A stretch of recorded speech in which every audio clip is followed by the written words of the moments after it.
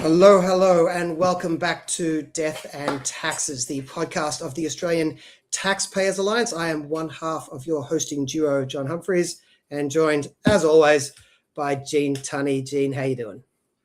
Going well, John. Economic Society had an amazing seminar today with Aidan Morrison of Centre for Independent Studies on energy costs in Australia and what's driving them up. So that was brilliant. So yes. All right. For those of us who didn't pay, what's the short answer?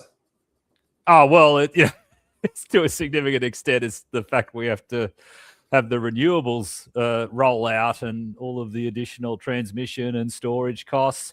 That's a large part of it. There was also the impact of the higher gas prices. That's contributed significantly too. When we hooked up the gas market to the international market, when we had built the refrigeration facilities at Curtis Island and Gladstone, so that there is some contribution from that.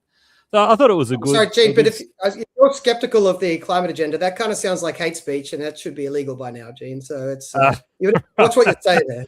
Well, we establish we're pro-free speech on this show. This is pro-free speech, belief in the Enlightenment values on this show. Indeed, for sure, John. Indeed. So coming up today, we have a guest we're going to bring on shortly, Tom Switzer, formerly with his Centre for Independent Studies, a regular writer with the Australian, and he has launched, and I recommend you guys all go and check this out, the Switzerland podcast, which is on YouTube, I think on Substack as well. He can correct me if I'm wrong. But Tom's going to be coming on. We're going to be talking politics because Tom is an old hand inside the Liberal Party, so he's going to be able to tell us, his take on that. I'll just pretend he has all of the answers. And then geopolitics, which he is one of the leading voices in Australian geopolitical commentary, one of the best voices in Australian geopolitical commentary, in my opinion. And of course, we're going to have Gene's roundup, where we're going to get back to the inflation question. We were pontificating last week. The short version is Gene was right. Inflation's out of control and interest rates are going up. But we'll get to all of that.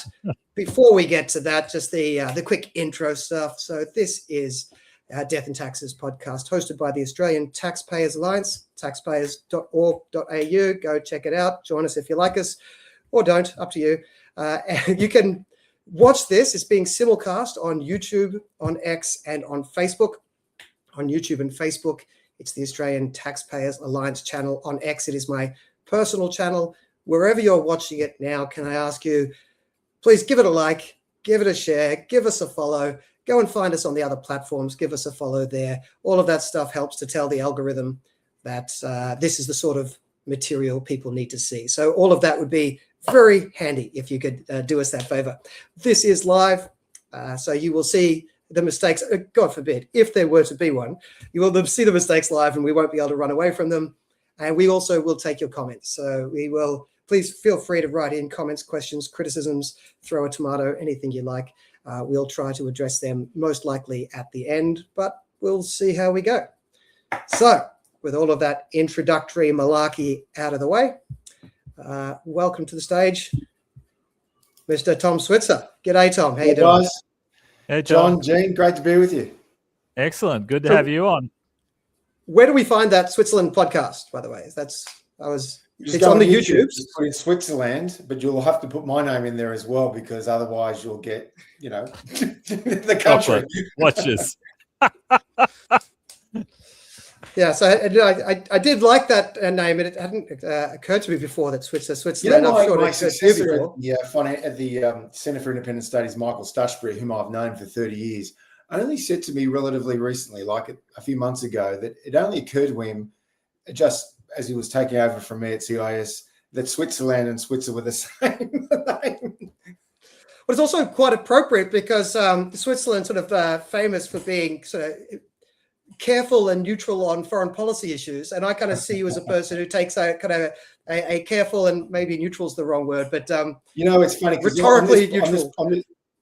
On this program, I try, and it's always hard to be objective, but I try to put the counter arguments to the guests very politely. And if you read some of the comments on YouTube, they get some people get worked up. They want everyone agreeing with each other. And since you always have Mearsheimer on there, and I suspect you often agree with Mearsheimer, if you're going to push back, that means you're going to have to be playing devil's advocate a bit. So. He doesn't like it when I do that, by the way. He just knows it's not natural, and it looks a bit fake, which it probably is. But I just think the viewers enjoy it, the back and forth. Well, I enjoy it. So, and I encourage everyone, go and check that out. That's going to be one of the good up-and-coming podcasts in the Australian political commentary sphere. Look, we were going to go into the Australian Civil War, but since I've started on your podcast, let's, on the fly here, without giving you any warning, let's flip that up then. And since your podcast is, I think, predominantly about geopolitics, perhaps that's all it's about, let's start with geopolitics. And I don't really have, this is, the sum total of my notes for this topic is a blank sheet. I just had a question. I thought I'd bring Tom on and just pick your brain and learn from you about this sort of stuff. But geopolitics in the age of Trump. We've got, I think we talked about it last week, Gene, this context of we were drifting into 5 wars, or America was drifting into 5 wars, that Ukraine and Venezuela and Iran and Greenland, and I think Minnesota was the 5th one we were potentially putting on the cards, which is more of a civil war, but it's a dangerous direction. Is this a new ground? Is this a new world, or do people overestimate how much everything is new and we'll end up looking back at this as normal? Well, look, the overwhelming reaction to the Canadian Prime Minister Mark Carney's speech at Davos last week, he didn't mention Donald Trump by name, but it was quite clear that he was blaming the US president for the rupture of what's called the rules-based liberal international order. And there's certainly a bit of that on Trump's part. But my argument, and here I would refer to the work of John Mearsheimer, the liberal international order was showing a lot of signs of fraying well before Donald Trump even arrived on the political scene. Remember, Putin, the president of Russia, invaded Crimea, the Crimean Peninsula, in early 2014. That undermined the rules and the norms of the liberal international order. And throughout the course of the 2010s, the Chinese regime of the Chinese Communist Party had militarized the South China Sea, building up all these artificial islands and bullying countries like the Philippines and Vietnam, among other Southeast Asian nations, bullying Japan in Northeast Asia. So that happened well before Donald Trump came on the scene. And I also have to remind listeners and viewers that in 2003, it was the United States under the leadership of President George W. Bush that invaded a sovereign state in Iraq without any UN General Assembly approval or UN Security Council approval. Again, Donald Trump says he opposed that war. So this fraying of the liberal international order was happening well before Donald Trump came on the scene. And I think he's clearly just given this a new intensity. Obviously, he did this the first time between 2017 and 2021, and he's doing it now. Tom, is it fair to say, I was just going to ask, is it fair to say that at least prior to the early 2000s, the Americans believed in the international rules-based order? The reason we have it is in part because the Americans proposed it, or they set up the UN, and I think they were committed to it. I mean, sure, there'd be some exceptions, and America has behaved, as an imperial power at times. There's no doubt about that. But at least there seemed to be a commitment from the Americans for that order. But now there's no commitment at all, is there? It is an actual change, because while once they may not have fully abided by it, at least they were, half supportive of it. But now they've just completely abandoned it. Well, I think what's happened here, Gene, is that in the aftermath of World War II, we had a bipolar world from roughly 1945 right through to the late 80s and early 1990s, with the end of the Cold War and the collapse of the Soviet Union. This was the so-called end of history, as the American intellectual Francis Fukuyama described the triumph of Western liberal democracy and the collapse of Soviet communism. It was a bipolar world throughout much of that period in the 40s, 50s, 60s, 70s, 80s. And then really in the early 90s, you had what the distinguished neoconservative columnist Charles Krauthammer called the unipolar moment. And really you had a unipolar world where the United States was the top dog. It was able to impose its, if you like, will and leadership across the globe throughout the course of the 1990s and the 2000s. But something's happened in the course of the last 10 years, and it's not necessarily to do with Trump, as I mentioned. It's because China is now rising at a rapid rate. It's converting its economic assets into military assets, and it's seeking a sphere of influence in areas on which its future security and prosperity depend. And we're seeing the resurgence of Russia that was badly beaten, obviously, in the 1990s. It was humiliated, but under Putin, they have a new lease on life, mainly because of their riches as a result of gas and oil. So you see the resurgence of Russia, China's rise. You could argue the emergence of India as a major player, and that's making the world a more multipolar place. Now, of course, the United States is still the top dog. It dominates all three major theatres: Europe, East Asia, and the Persian Gulf, and of course its own hemisphere. But it's now facing a peer competitor, and that peer competitor is China. Can I just say on this idea of the rules-based international order, maybe I am too cynical, feel free to accuse me of that, but it seemed to me this was always a convenient sort of moralistic facade to put out to the public, while what was actually happening was power politics between nations who are pursuing their own self-interest. And it seems to me that Trump has made two changes here. One is arguably, I guess they're both arguable. The first one is just he's being more honest about it. Yeah. So that's, I don't think that is a major change in policy. It's a major change in the honesty about policy. Yeah. And I think foreign policy realists are saying, well, yes, he's just saying, we always had to just interpret them, to read between the lines. With Trump, we don't have to interpret him because he's just saying it, but it doesn't actually change too much. But then the second issue, and this is the one that vexes me more, is all right, Trump's being more honest about it, but is he seeing the US self-interest clearly? Because I was put my cards on the table. I am not a fan of his adventurism, especially in the Middle East. I think I worry about Iran. Iran seems to be where the drums of war are beating at the moment. I wasn't particularly in love with the Venezuela thing, but that seems to be a quick one and done, which also kind of undermines its point as far as I can tell. But geopolitically, it doesn't seem to be as big an issue as Iran. The Greenland thing, sorry to say it, but it just kind of seems funny. I don't know if I'm supposed to take it seriously, but it is quite amusing. But this Iran thing, I'm not sure. Great that he's being honest. I'm not sure Trump is seeing the US's self-interest accurately here. Do you think I'm wrong on either of those counts? Or? Well, look, it's really difficult for even the most seasoned foreign policy experts to get a head around Trump's foreign policy thinking. He's very erratic and he shoots from the hip. But my sense with Trump is that he's a pretty cautious guy when the moment of truth arrives. I think he generally doesn't want to get America involved in wars. So he's backed down from the Greenland expedition. Now, let's face it, the United States, if they wanted Greenland, could easily take it. But he hasn't done it. And with Venezuela, it was in and out just to get the dictator Maduro. So I don't think he's committed to the idea of nation building. He certainly doesn't believe, as many neoconservatives and liberal interventionists advocate, he doesn't believe that democracy is an export commodity, particularly in arbitrarily created states and artificial ethnic societies like Afghanistan and Iraq and Syria. He wants to keep out of these wars. I don't blame him one bit.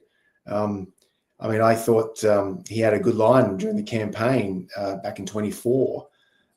He didn't really have a position on the Sunni-Shia divide in the Middle East. He just said, let Allah sort it out, which I thought was kind of funny. So I think I don't want to call him an isolationist either. He places more emphasis on restrainment. That's my sense, at least.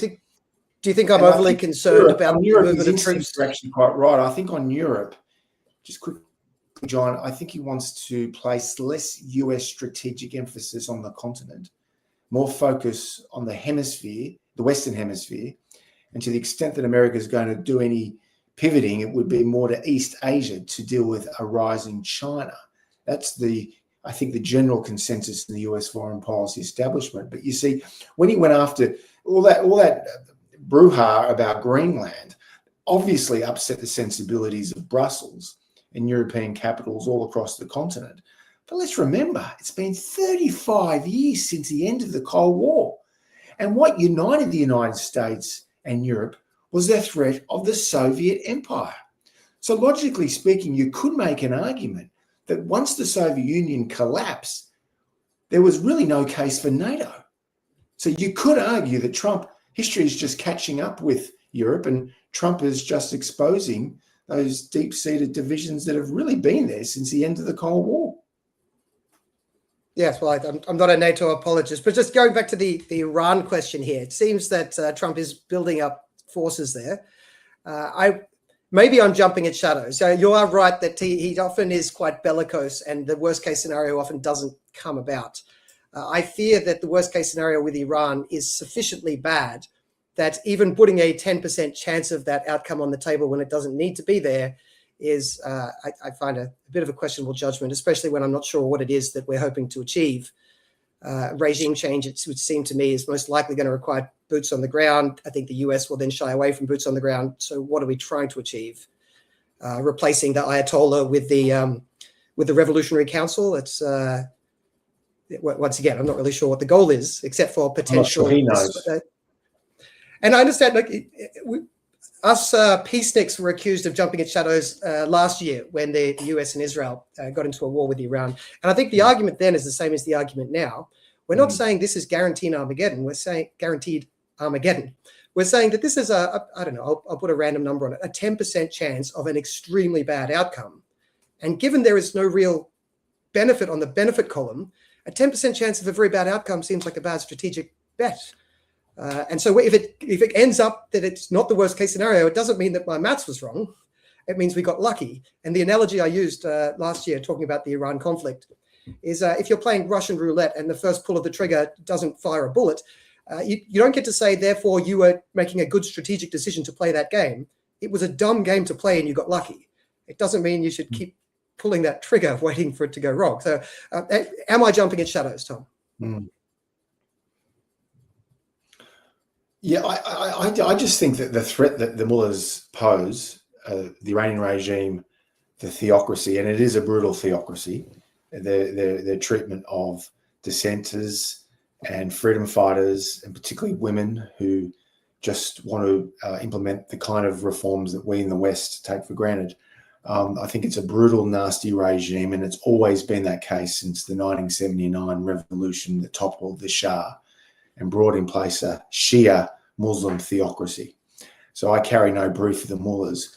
But the question I think you have to ask yourself is, are they really reckless when it comes to foreign policy? Are they bent on martyrdom? Yes, they support Shia militias like Hezbollah, and they support Hamas, which is admittedly Sunni. But we should also remember that the Iranians helped the Americans defeat the Islamic State Sunni jihadists. This is awfully complicated. You've got the Saudis and the Sunni Gulf states that are Sunni Muslim, that are pretty pro-American, and these days they're increasingly pro-Israel because they're worried about Iran, which is a Shia power. But the Iranians and their Shia crescent, in my judgment, opinion varies on this question, but in my judgment, the Iranian Shia crescent has been diminished significantly since October 7. They've lost the Assad regime, which was essentially a client state of the Iranians. That's now a Sunni state. Hezbollah's taken a huge beating. Hamas is on the back foot in Gaza. So the Iranians are really on the back foot. And my view is that to the extent they have nuclear capabilities, they can be deterred and contained the way they have been. Now, that means the regime stays in place. But the lesson of the Iraq war in 2003, John, we've talked a lot about this in the past, regime change is fraught with the danger of unintended consequences. You bring down this regime, what then? And frankly, I don't think Donald Trump's even thought about the consequences, but I think his instinct is not to do that because he probably knows this could be a hornet's nest. Gene, do you have anything else on the? I fully agree with you, by the way, Tom. In case that wasn't clear enough by the way I framed the question. Gene, do you have anything else geopolitics before we dissect the war within the Liberal Party? Oh, I mean Taiwan. I mean, what's going to happen there? I mean, do you think will Xi Jinping invade next year? There's all the talk about 2027. I mean, how likely do you think that is? Well, bear in mind, Gene, just in the last week, Xi Jinping has purged his leading military general. That story probably hasn't been receiving as much play in the Western press. It's received some play. And, you know, it's an opaque regime, the Chinese communist regime. So it's not altogether clear what the nature of the leadership is under Xi Jinping. But he's purged. This wasn't the first purging, but this was a purging of his leading general. So that indicates to me, sorry? Do we know why? Oh, you're going to explain why. Well, no, I mean, opinion varies. The Wall Street Journal had a story, I think 2 days ago, saying that, alleging that, well, that Xi Jinping's argument was that the general was sending nuclear secrets to the Americans, but most media outlets have denounced that, saying there's no evidence to support that claim. And the Biden administration officials who did deal with this general said that no such thing happened, but of course they would say that. Look, this could be a mark of a very insecure regime. And, you know, the history of autocratic regimes, totalitarian regimes, is that the people at the top are often insecure. And to the extent that is true, then I don't think they've got the confidence to be able to conquer and occupy an island the size of Taiwan of 25 freedom-loving people. I was very fortunate to go to Taiwan 6 years ago. It's a beautiful place. It's a very liberal, tolerant democracy. And the people there overwhelmingly oppose the idea of reunification. And the United States, under the leadership of Joe Biden, made it very clear on 4 occasions that the United States would defend Taiwan if it's been attacked by China. Trump hasn't gone there. I think Trump's response is the more appropriate way, because ever since Nixon and Kissinger went to China in 1971, they had the Shanghai Communique, which meant you have the one China policy. So there's no point provoking the Chinese about this issue. But at the same time, a message needs to be sent that deterrence will work and keep China away from taking Taiwan. Just a little pushback on the China side. I agree that there's a good chance there's insecurity at the top of China. There's also a lot of systemic problems in China with the fertility rate, the amount of likely bad debt hidden in the system and being covered up with more bad debt. I think there's a bunch of challenges China's facing. The property bubble too, John. And the economy's slowing down. And these problems have all existed for decades, but they were quite well covered up with a very strongly growing economy. And now that's also sort of the gas is coming out of that. So all of this is. And also, on that, just quickly on the point about demography, a lot of distinguished demographers, John, make the point that China's population might halve by the end of the century. Ponder that. Oh, yeah. But we've talked before the issue of the fertility collapse around the world, and I'll say it. I've said it before. I'll say it again. I think when future historians write the short history, and they're going through saying what happened 5th century, fall of the Roman Empire, 11th century, Norman invasion of England, when they're just remembering one thing about a century, this century will be remembered not for COVID, not for terrorism, not for global warming. It'll be remembered as the century where the human population started just collapsing for no good reason. I think it is the biggest story that we are living through now. And none of us really feel it because it doesn't have much impact. History, you weren't around, and nor was I, but in the late 60s and early 70s, the overwhelming conventional wisdom by the environmental alarmists, Paul Ehrlich, for example, who wrote a best-selling book called The Population Bomb, remember, or The Population Explosion. And the idea was that population would rise so fast that countries like India and England would disappear. Yeah. Look, I think we're living through a seismic change. Could I just back to the point on China, because I think these are huge risks. My concern is as China becomes more insecure, I actually think there is an increased chance that they pull the trigger on a reckless war. Because I think their internal calculus is that doesn't make sense to do right now. But if they're only holding on to power because of 2 reasons, one is sort of economic prosperity and the other one is rampant nationalism. It's racist nationalism, right, to be clear. If those are the 2 things holding the country together. The CCP pumping up nationalism to disguise widespread discontent. Well, that's what's if they're being held in power for... If they're being held in power for those 2, let's go away, balloons. What is with that? If for those 2 reasons, right, economic strength and nationalism, and they lose the economic strength, if they want to hold on to power, it would seem logical that they would lean into the nationalism.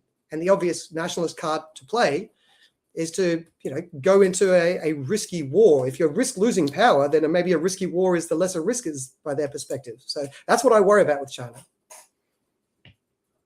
Well, look, you may be well, You may well be right, but opinion varies. And remember, wars can lead to unintended consequences, and it could blow up in their face. Oh, I think it would be a mistake, but politicians don't always listen to me. Speaking of politics, oh, sorry, Gene, did you have another thing on that fertility or China?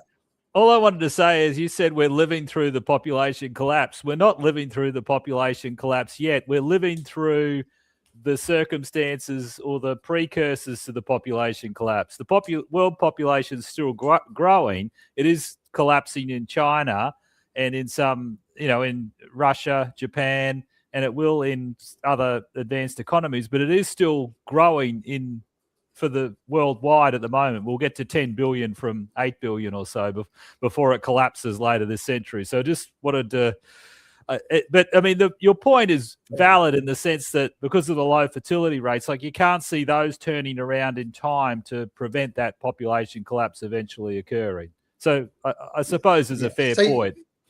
Point well taken. It's the fertility collapse we're living through now, which is a precursor with a couple of decades warning for the population collapse. The issue is we've had our fertility below replacement since the 1970s. We're not getting out of this now. This is like steering the Titanic. You need to start changing direction decades before if you want to change directions. Yes. And I think we're already on the path now. So just sort of buckle in for the ride. Anyway, speaking of, this is terrible segue time. Speaking of buckling in for the ride that we've seen on the right of politics. I think we may have lost Tom. Either that or he's holding his face extremely still, which is quite impressive. Tom, let us know if you're there.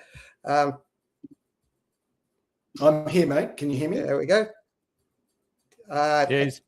He's back. I think your internet's a bit patchy. Hopefully we'll have enough you'll have enough internet to talk to us about the Civil War on the right. It's either Susan Ley or Hasty or Angus Taylor trying to stop you from speaking, Tom. Have we lost him again? Anyway, let's... we might have to keep going, John, until Tom gets back on. We'll see if he comes. Well, I'll get your opinion on this first, G. So we've talked about this a little bit last week, but the story was still evolving at that point. It now seems to me that we've got civil wars going in every which direction. Yeah. In the right of politics. So you've got the coalition versus One Nation. You've got Liberals versus the Nationals. You've got the moderate Liberals versus the Conservative Liberals. And then within the Conservative Liberals, you've got your Angus Taylor Conservative Liberals versus your Hasty Conservative Liberal. It's like a civil war within a civil war within a civil war. Which is almost impressive in its sort of Russian nesting doll situation. Now, I'll just put a take on the table. Tom, welcome. Don't know what happened there, guys. Sorry about that.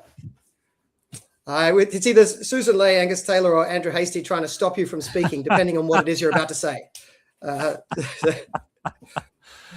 I just, for your benefit, Tom, I just unpacked that we've got like 4 levels of civil war. We've got coalition versus One Nation, and then in the coalition, Liberal versus National, and in the Liberals, moderate versus Conservative, and within the Conservatives, Hasty versus Taylor. So we've got like a Russian nesting doll situation of civil wars going on here. Now, there's a lot to unpack in any direction, and I'll let you take it, but I'll just put one thought on the table that you can riff on if you choose or ignore if you want. And that is, a lot of people are looking at this through the British lens of Reform replacing the Tories, as One Nation potentially being a replacement party. It's possible. I'm not convinced of that yet, but I do think the real risk of a big change up here is that this could mark the end of the National Party. And I think in a couple of years' time, it is a chance that the National Party may functionally not exist. And they, of course, are the second longest lasting political party in Australia after the Labor Party. So with all of those civil wars on the table, and I think we've lost Tom again. Tom, if you are there, I don't think we got him. Yeah. Oh, no, he's back. Tom, can you hear me? All right. Yeah, I can. I'm sorry about it. I don't know what's going on here. Well, I think Andrew Neil, actually, the distinguished British journalist who gave a keynote address at the Centre for Independent Studies Concilium in October on the Gold Coast, Gene, you were there. He made the point that what's happening here is that mainstream centre-right parties around Britain and in Europe are splintering, and they're losing votes not to the left, but to the populist insurgency movements on the right. And I think the same thing is happening here. Both the Liberal and the National parties are bleeding votes, and they're going to one nation. Now, a realignment on the right is possible, but it's far from certain. And my sense is, and I have great respect for Susan Lee, I actually defended her in the Spectator magazine a few months ago because I felt very sorry for her. I thought she was doing a pretty tough job in very trying circumstances. But the cold hard reality is that she doesn't have what's crudely called cut through. You know, she doesn't resonate with the conservative or even the libertarian grassroots. She's essentially a creature of the moderate wing of the Liberal Party, which doesn't really resonate with middle Australia, if that makes sense. So my sense is that she's probably incapable of stopping the bleeding to the Liberal right. And if the Liberal Party and the National Party want to be competitive at future elections and have more votes within the coalition, they need a candidate who can appeal to those disaffected coalition voters drifting towards one nation. And the same thing, as you said, same thing's happening in Britain, where the Tories, they actually have a very sound conservative leader in Kemi Badenoch. But the Tories are bleeding votes to Nigel Farage and Reform. Same thing is clearly happening in France, where the French Conservatives have been decimated, and they're splintering votes to Marine Le Pen and the National Front. Same thing in Germany, Italy, and elsewhere. So this is a global, of course, the big difference there is that Trump and MAGA had a hostile. Oh dear. We may have lost him again. I'm not sure, Tom, if you can hear us. Yep. You may want to try running your computer through your hotspot on your phone. Gene, we got Tom back. Yeah, I'm here. Well, Gene, anyway, do you want to take any of that? I've never had this problem. I don't know. It's weird. Yeah, look, I think they're good points Tom's making. I mean, what I wonder is, what are there still two big voting blocks as the left and the right, and it's a matter of who's going to be dominating the right? I just wonder, like, where do the Teals fit into this? I mean, are they sort of on the Labor and Green side now? Are they part of the left, or are they potentially still part of a right-wing party? I just wonder where they are, because like there are people in the Liberal Party who probably would side naturally with the Teals. Like you can see people like Jane Hume and Andrew Bragg. You can see them partnering with someone like Allegra Spender, and then perhaps some of the more conservative members of Labor. They could be a party. I just wonder, like, I just don't know how it's all going to shake out, because I think Labor is a party. It's not the same party it once was. What's the union membership of the private sector now? It must be like 10% or something. There's very little union membership. So the traditional reason for Labor is barely there anymore. And so I just wonder, like, I think it's an issue for the left as well. It's about identity. How does the left define itself? How does the right define itself? That's just me just thinking out loud. But yeah, I do wonder where the Teals fit into this. I don't know if you got any thoughts on that, Tom? I don't know if we've got Tom. Or John, the Teals? Well, just on the Teals, I think it'll take, I think, the Liberals a little while to internalize this, but I think the Teals are lost to them. Now, Allegra Spender, perhaps not. That is like a mark of the Teals that could come back, but most of the Teals aren't like Allegra Spender. They put her up to show a sensible face. The rest of them are basically just lefties, right? They're inner city lefties. I think there is just a natural realignment where the Teal wing of the Liberals are just going over to the left, maybe like a step or two along the way, but they just end up with the dominant left-wing party, while the tradies and the working class end up back over with the right. And I think there's that swap is currently going on, and we're seeing that. And this is one of the roles that national populist parties are playing in this as well. Like the Teals are the stepping stone from the right-wing party to the left-wing party, but I think that's where they'll end up. And One Nation and these populist parties, the Farage parties, they also are giving like a social excuse for traditional Labour voting working class people who can't bring themselves to vote for the Tories in the British context, but they could bring themselves to vote for a Farage. And I think One Nation plays that role as well. I think you'll find One Nation doing quite well in a lot of National Party seats, but in a lot of regional and outer suburban Labour seats like Wright in Queensland or Blair that are on the periphery of Brisbane, but just outside where people have small backyards. And I think those are currently held by Labour. I think they could fall to One Nation, and you're going to see some of that sort of low-income, non-tertiary educated traditional Labour vote switching to the right-wing column via the stepping stone of One Nation. Yeah, potentially. I just wonder whether One Nation will... Oh, your internet's killing me, Tom. You're killing me. Sorry about this.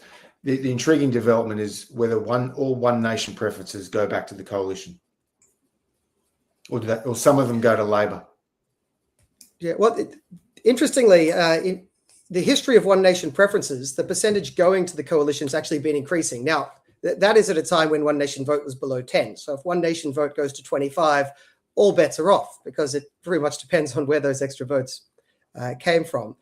So yeah, it's a good question, and we won't know for a while. Do you think, Tom, this is jumping? I've got two questions for you, unrelated. I'll just say them both, and you can decide what to answer. You said, and I think you're right, that Lee doesn't have cut through, and she could be the nicest lady in the world, but I think that is a correct assessment of the political situation. Of course, replacing Lee requires there to be a replacement, and it seems like the Conservatives have as yet have not worked out whether they're an Angus Taylor or an Andrew Hastie party. Do you have an opinion on who do you think it will be? And separate question, who do you think it should be?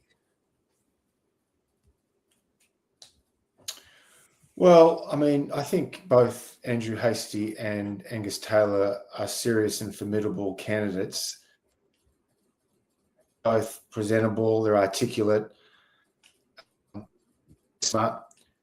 I think Angus probably has a deeper understanding of policy, and he's probably more in keeping with people like us on economic policy. So he believes in markets. And he was often overruled by Peter Dutton when he was the shadow treasurer. Andrew Hastie, on the other hand, is cut from a bit of a different cloth. You know, he's a big believer in pumping up our manufacturing. So he's more sympathetic to government intervention in the economy, protectionism, sovereign issues, and they're more likely to resonate with One Nation supporters, even though from a public policy perspective. I think we may have lost him again, Gene. Yeah, I think they were good points that Tom was making, though. Probably on a sounder philosophical basis. Look, my assessment is roughly the same as that Angus Taylor versus Andrew Hastie. I'm not sure where Tom was finishing that sentence. If Tom can hear me, then he can nod or shake when I give this take. I think Angus Taylor probably is a sounder, from what I can tell, policy package. But I suspect Hastie is going to have the better cut through. In terms of Susan Lee not having cut through, I think Angus Taylor could be a very competent leader of a government, manager of a government. I'm not sure if he'll have enough cut through to be able to bring back the voters that are currently bleeding to One Nation. Now, this is unsolicited advice for the Liberal Party. If your only goal is electoral victory, because if your goal was the better policy package, maybe Angus Taylor is the way to go. But if the goal is to stop the bleeding, I think the obvious play is Hastie. Right. So I think if this is potentially an existential moment where the Liberal Party could be facing a crisis of existence, the obvious play for them would be to bring in Hastie now. Perhaps if they get the National Party to put up a caravan, and a Hastie caravan package would potentially be the best way to combat One Nation. The only other way to combat One Nation is to hope and wait for them to implode, which, by the way, is not a 0% probability given the history of One Nation. So they could just hope, but that's out of their control. If they wanted to do something in their control, I think a Hastie caravan ticket. Tom, I don't know if your internet's going to allow you to speak. Do you remember during the Howard years in the late 1990s, early 2000s, the coalition did face a one nation challenge. Do you remember that period? I remember in Queensland very well when they picked up more votes, more seats than the Liberal Party. Yeah, in fact, if you go to that seats. Queensland state election in 1998, this is the election that culminated in the defeat of the National Party Premier, Rob Borbidge, and the election of the Labor Premier or the Labor leader, Peter Beattie. I think One Nation in that election, Gene, got something like 20% of the vote. Mm. And this was, and the conventional wisdom in the press gallery was that One Nation would splinter the coalition. But then events helped John Howard solidify his leadership and coalition unity. And that main event was the Tampa asylum seeker standoff that allowed the Howard government to put in place tough border protection policies that resonate with ordinary voters. And that's how he won back a lot of those Hanson voters. And as a result, taken together with the September 11 terror attacks, that helped him win the election in 2001.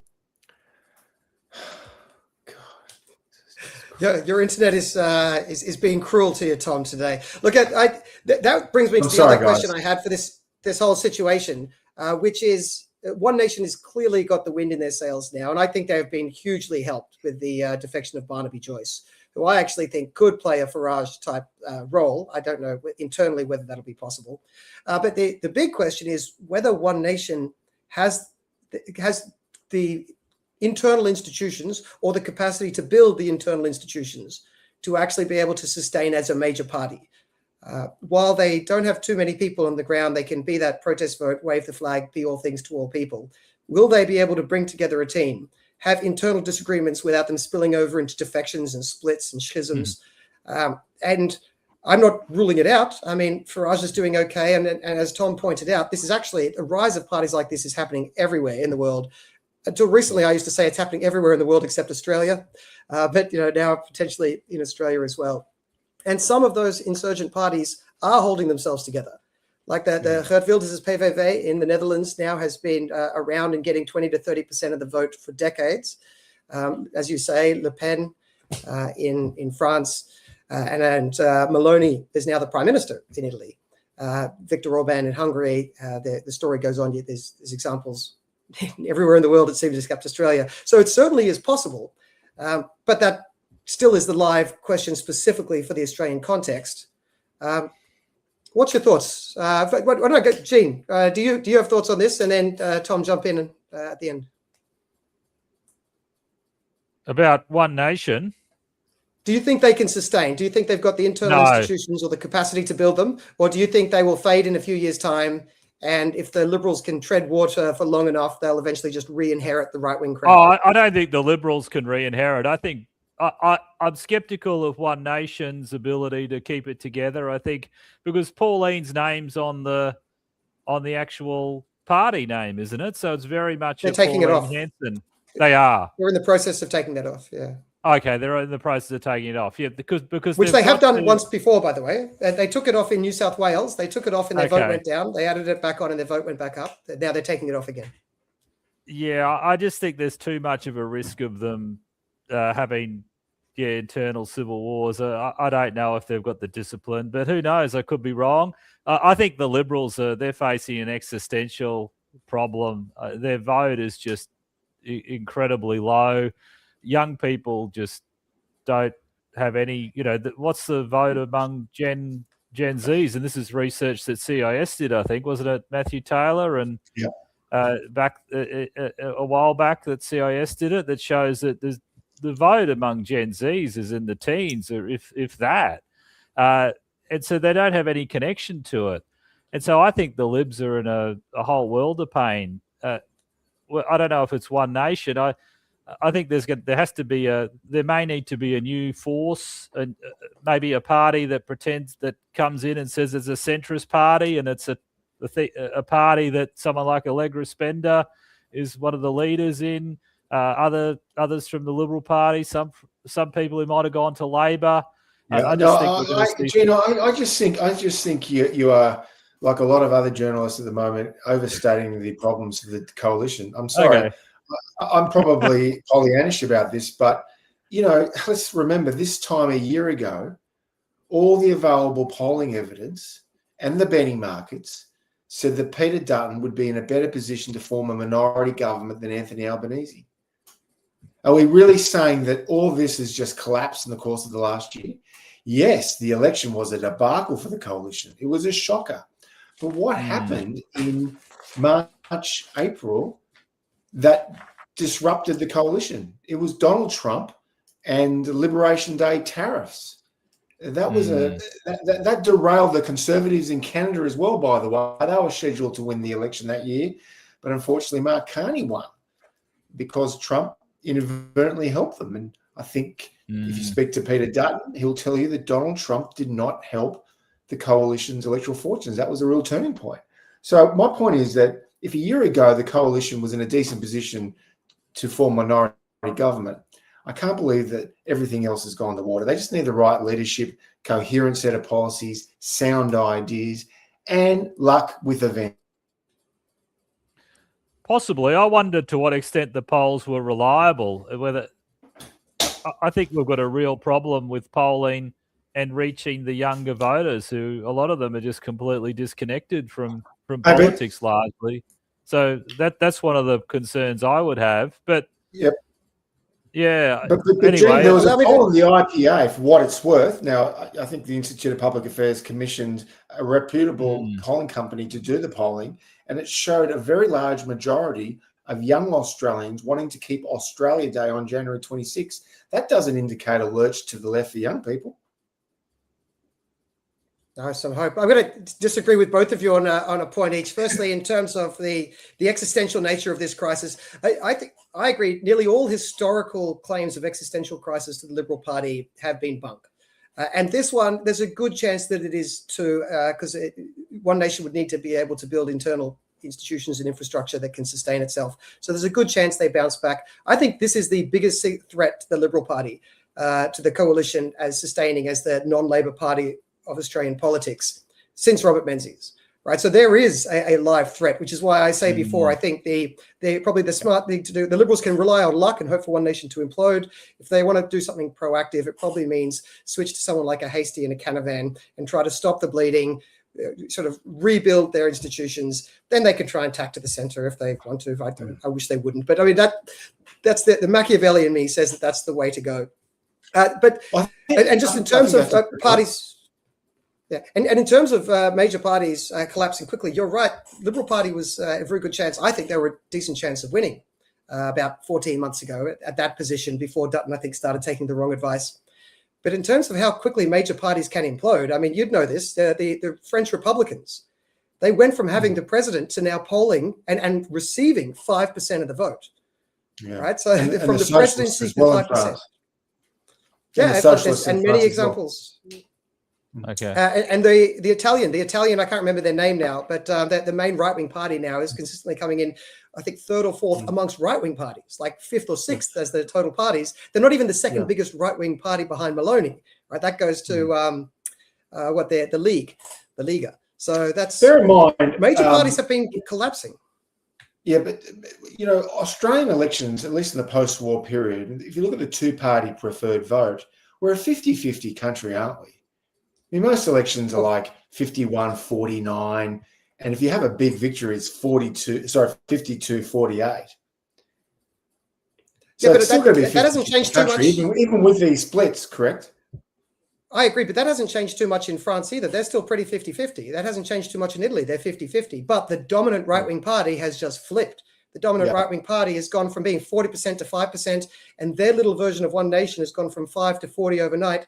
And it looks permanent. Now, who knows, because nothing's permanent, but it is possible. And I'm not saying it's inevitable here, but it is, I think, the most interesting moment of dissecting the internal machinations of right-wing politics in a long time. Can I just also make the point that the One Nation Party, when they have to start fielding candidates for House seats, it's a fair bet you might get some candidates who, to put it mildly and politely, are incapable of understatement.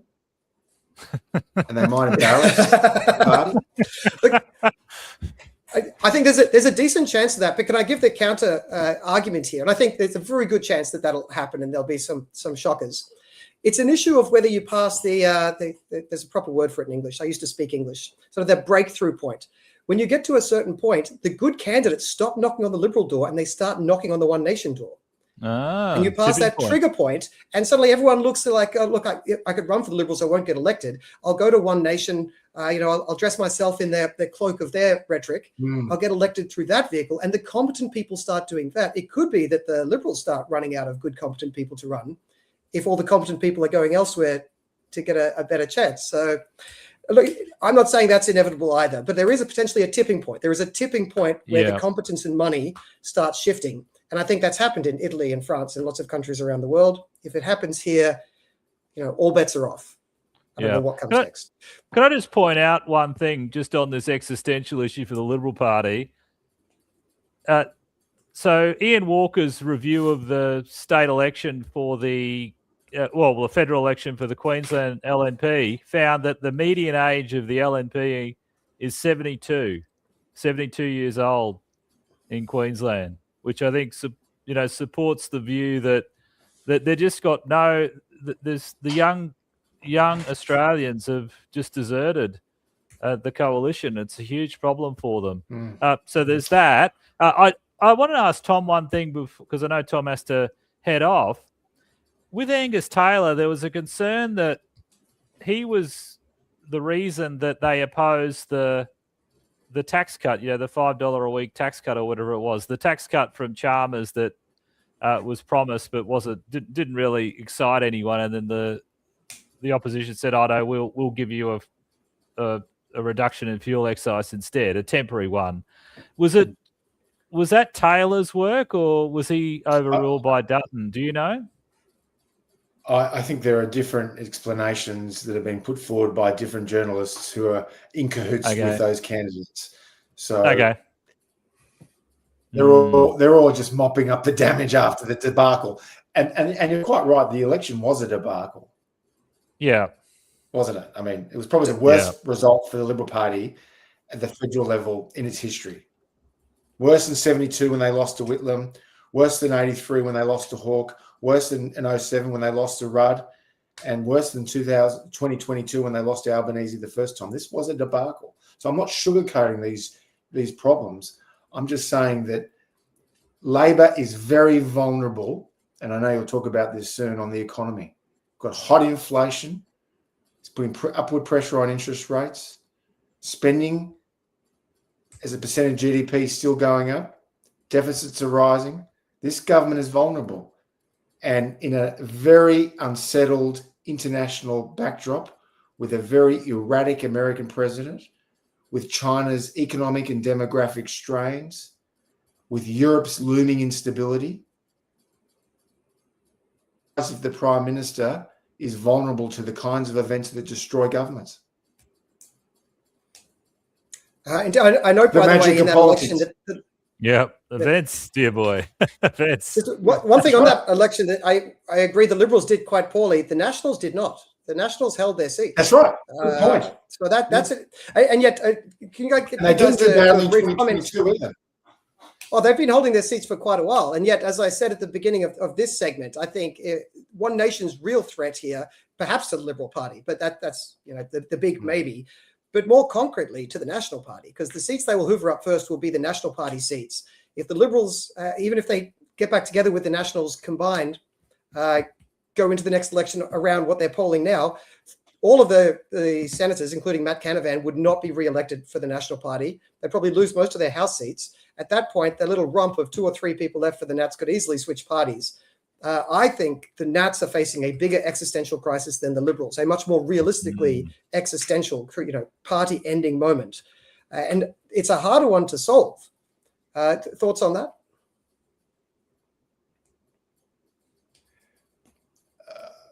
Well, I think One Nation's probably more likely to take votes away from the National Party in regional areas, obviously, than they will from the Liberal Party. I think that's true.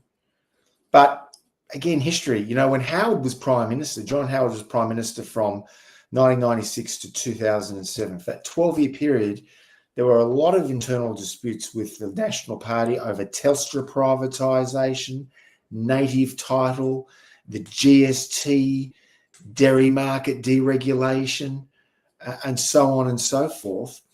And there was a great fear that many of these Nats would leave the coalition, and either join One Nation or just become independents like Bob Katter. I mean, Bob Katter resigned from the National Party, I think, in 2001 over the GST and Telstra privatisation and dairy market deregulation. So, the coalition survived. They won 4 elections during that period. Don't underestimate the ability. I think we lost him again. Gene, your thoughts on the National Party? Circumstances can change, guys. Don't get too depressed about the state of the centre right. Okay, Tom, you're going to have to go soon, and your internet hates us. So I got one last question for you, and I'll come back to Gene. I do want to get your take on the National Party surviving. But just in case your internet fully dies, Tom, I have one last question. Can you just confirm which party will you be running for in 28? As Matthew Paris, the great London Times and Spectator columnist, once said, to be an MP is to feed your vanity and starve your self-respect. That is not a denial. That is not a refusal. I See you guys. Brilliant. See you, Tom. All right, thanks a lot, Great Tom. work. Appreciate it. Thanks, Yeah, Jane. I'm sorry about the internet. Great to see you. Good to see you guys. Good to see you. All right, and repeating the Switzerland podcast, especially if you've got any interest in geopolitics, then the guests Tom has on and the conversations he has, very worth following. Go and find that on the YouTubes, Switzerland with Tom Switzer.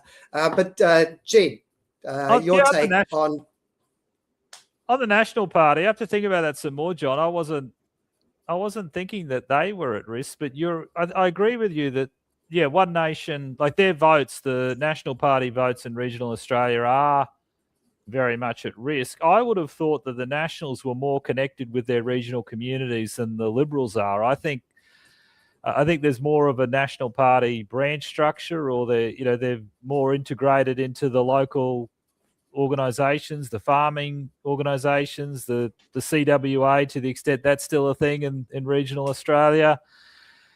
So I would have thought they've got more community support. I just think the problem the Liberal Party's got is that there's just the membership is too old. Young people aren't joining it, and people just after Morrison and and rightly or wrongly, people just didn't warm to Peter Dutton. They were frightened by him.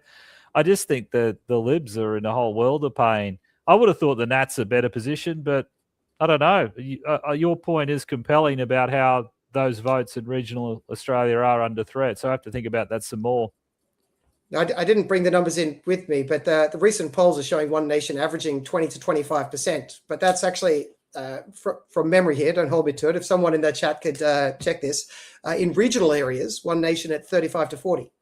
Now, if they're at 35 to 40 in regional areas and Labor still exists, that simply just doesn't leave enough numbers inside the 100 that you have in a percentage to give the Nationals enough. It's just doesn't add up.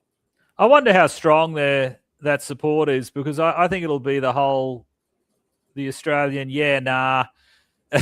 phenomenon whereby that happened with Mark Latham, right? You think, looks like a good candidate, then you get into the voting, but nah. Do you know what I mean? I mean, people might say, oh yeah, One Nation, they're appealing, but then you think about it, well, hang on, what have they actually achieved? This is a point Canavan's made. I mean, you look at Pauline Hanson. I think Hanson's someone who is good at doing stunts and good at getting attention. And look, I mean, she's making some valid points from time to time, but I think people will maybe, this is not necessarily my view, but I think people will be concerned when they get into the voting booth. Can this party really govern? Can they keep it together? Or is it just going to be a fiasco? Are they going to create division? And they'll go, it'll be the whole thing. That's what I think is possibly going to happen with One Nation.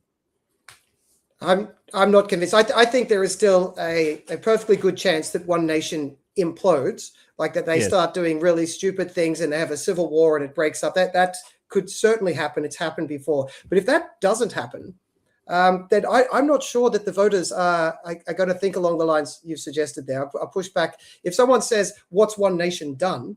The obvious rebuttal is, well, what's the coalition done? They've actually had power. They've been the government or the opposition, and they've made this country worse. One Nation has never had power. So, yeah, they haven't done anything to the degree that they haven't run a government or changed policy that way.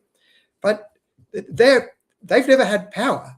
The coalition has, and it feels like, I think the argument would be from these people that a pox on all of the establishment people. If you are in the establishment, we don't like you. We will vote for One Nation because they're not establishment, because they are the outsiders.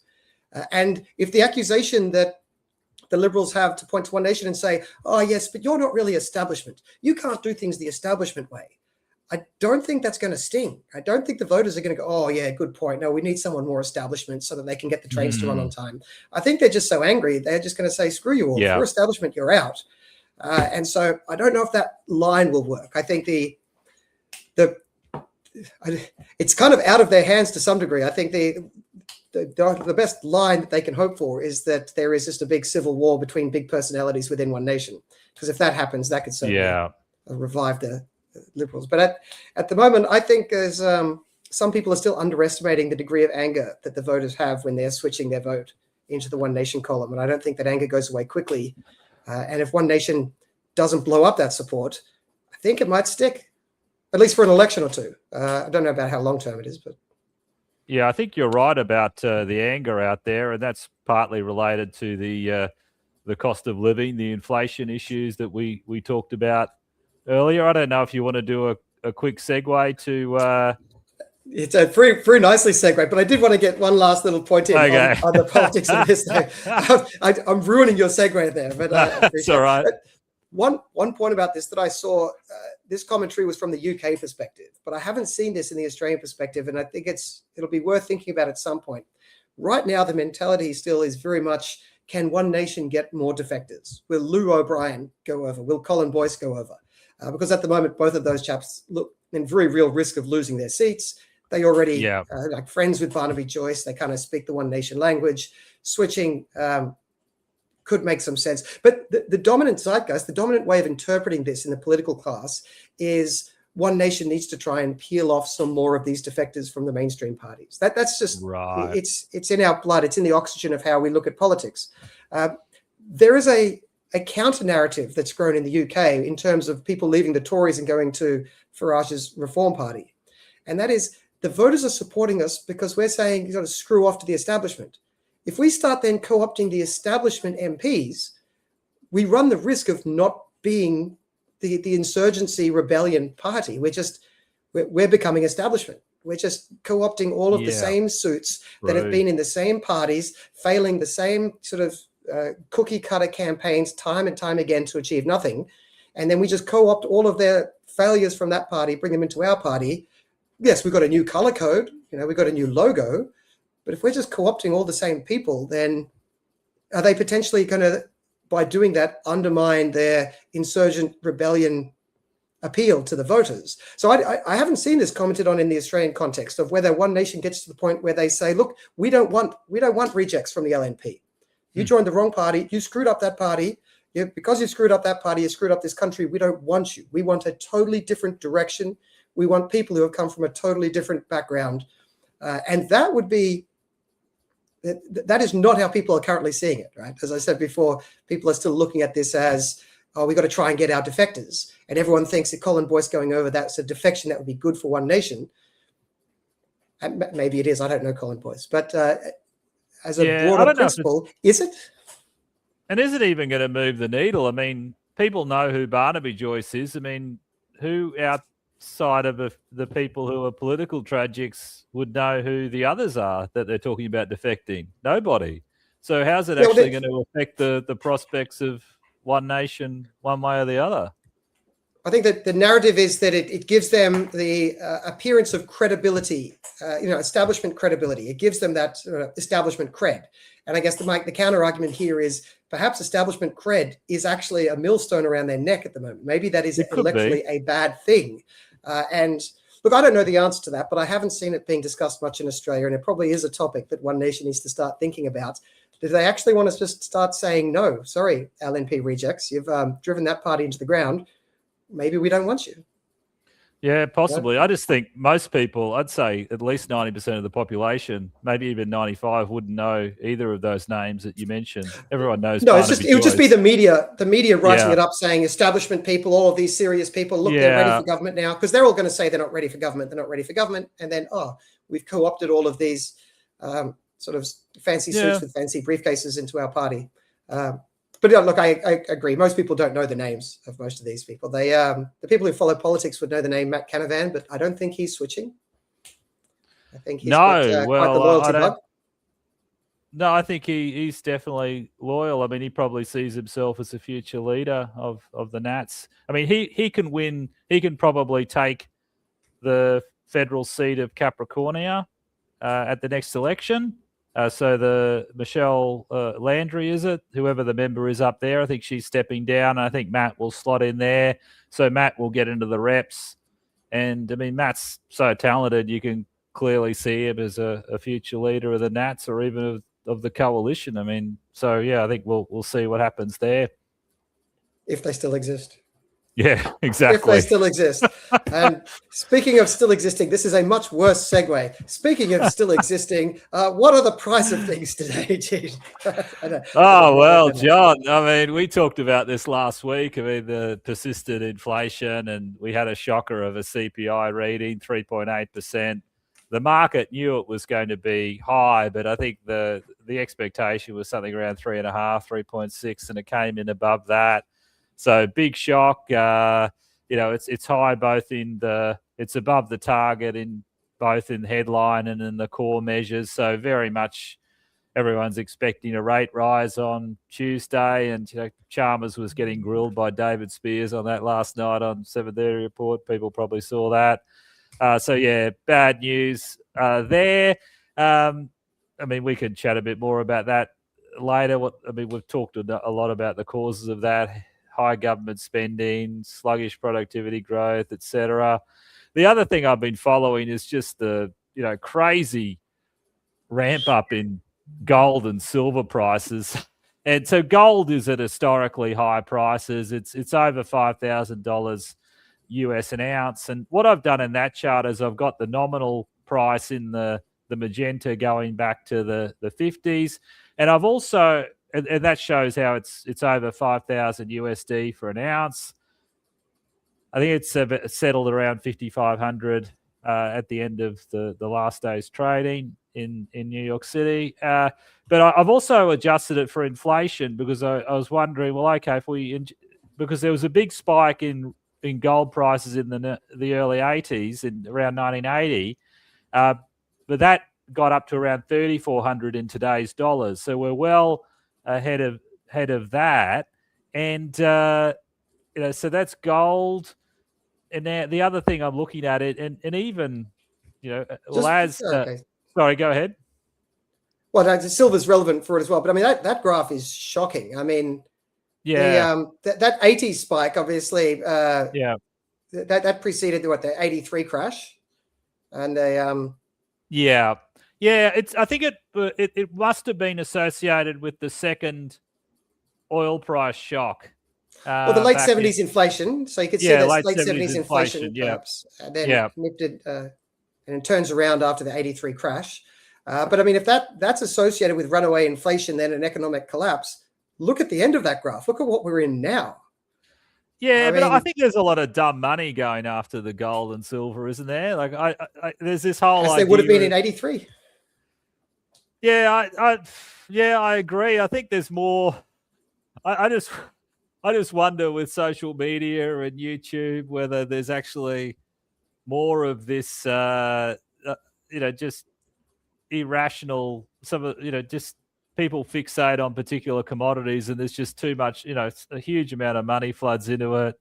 I just wonder if it's much less rational. But I do take your point. Look, there's always been situations where there have been bubbles and lots of dumb money going into assets. So yeah.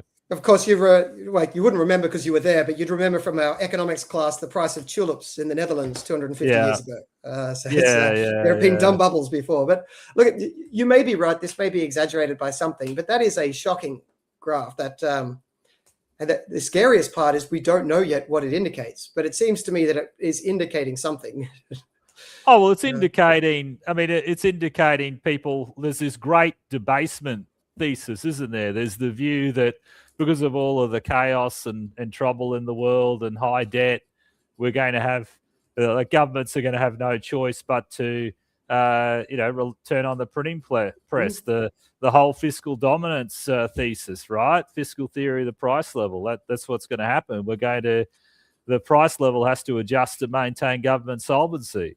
I think a lot of people have sort of bought into that view. It is rather extreme what we're seeing. I think it's a bit of an overreaction, but hey, there's gold does have a lot of advantages if you are in that sort of crisis world, because it's something that historically people have trusted. And how about silver? Yeah, well, I had a look at silver too, just to see the silver spike in real terms in the 1980s, assuming I've done the calculations right, was much higher in real terms. Silver's still not as it's very high relative to where it was. So it's over 100, at least on the latest data point I had. It's over 100 USD an ounce relative to what it was trading at a year or so ago, where it was around 20. So it's big increase, but in real terms, which is the blue line. So that's the historical data adjusted to today's dollars based on US CPI. It's still not as, it's nowhere near where it was in real terms. So I'll have to look back over the history to see what was happening around 1980 and why everyone got excited about silver then. But yeah, I just thought I'd have a look at those as silver as well, because last week we talked about gold, and then someone in the chat said, "Oh, we'll check out silver too." We've got gold and silver basically flashing a signal saying that, well, okay, there are a lot of people believe that we're essentially going to be in this crisis situation, potentially Mad Max situation.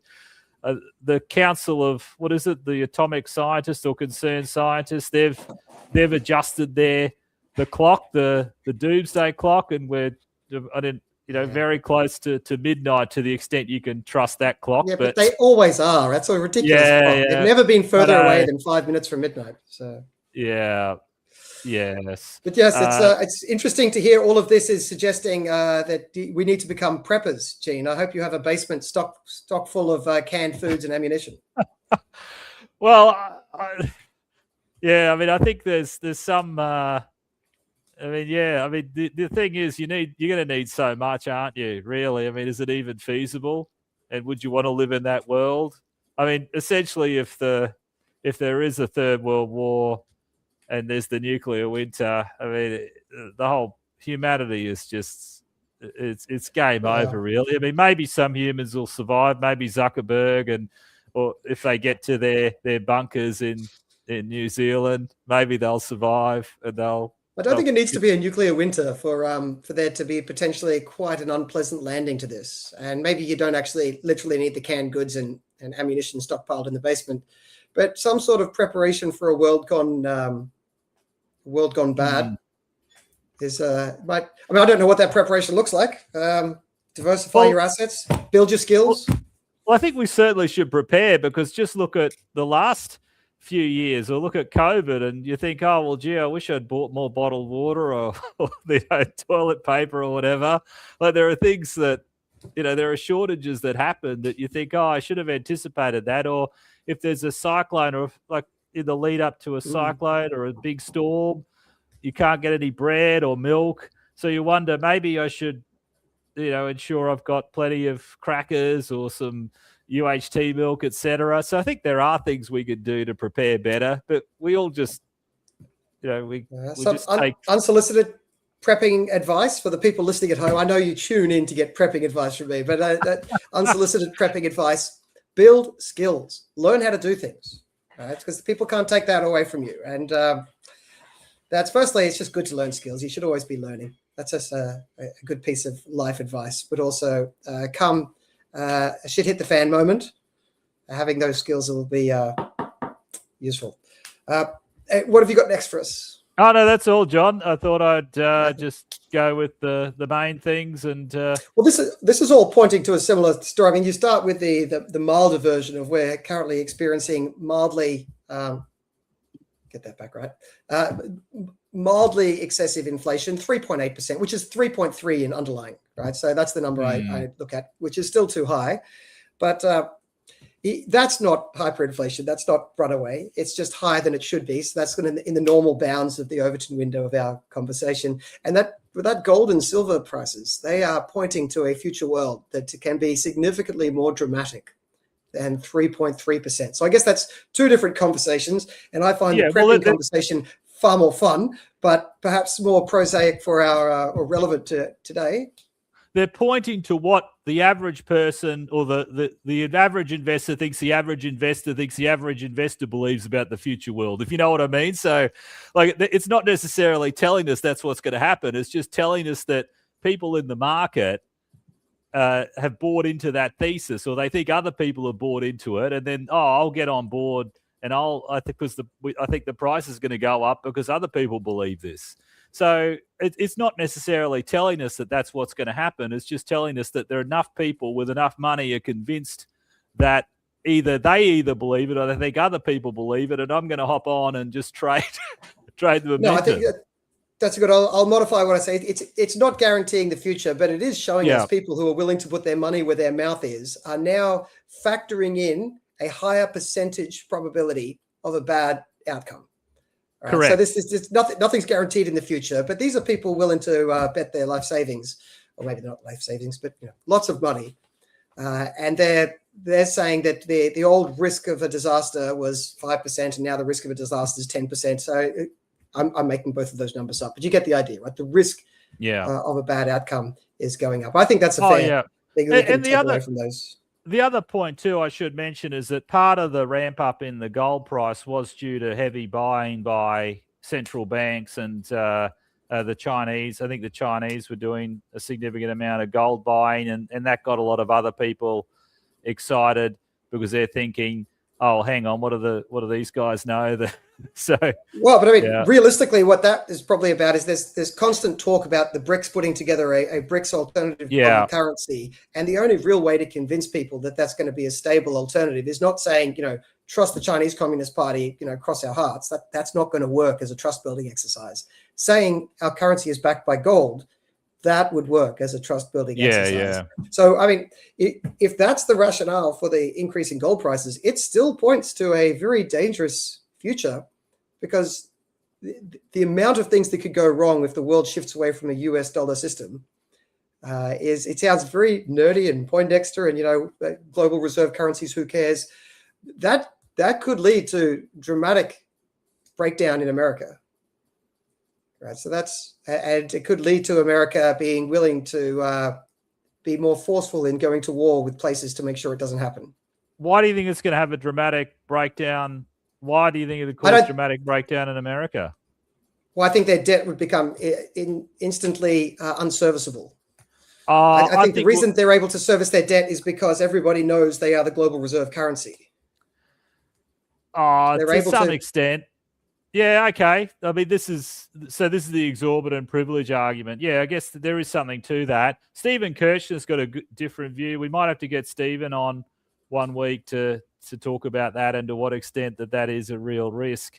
I mean, the US dollar is depreciating at the moment, isn't it? So are you essentially arguing that it'd drop even further? I guess it would if they. Well, if it's not the global reserve currency, a lot of transactions no longer happening in the US dollar. A lot of countries dramatically downsizing their US government holdings.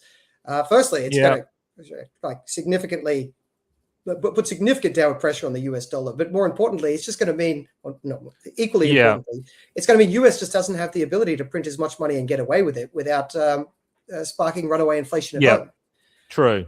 And there just won't be the demand for these US bonds. And when there's not demand for the US bonds, it's going to be harder for them to sell it. And people are going to look at that and go, wait a second, 100 and what percent?